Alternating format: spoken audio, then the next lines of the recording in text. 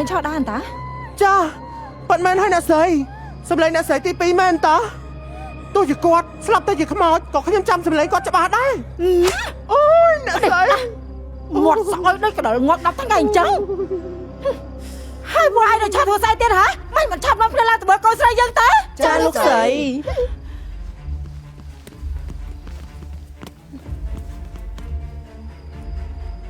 អ្នកស្រីទី2ពពោះមិនតាន់គ្រប់ខែផងហើយមិនក៏មកចង់សម្រាលអីនៅ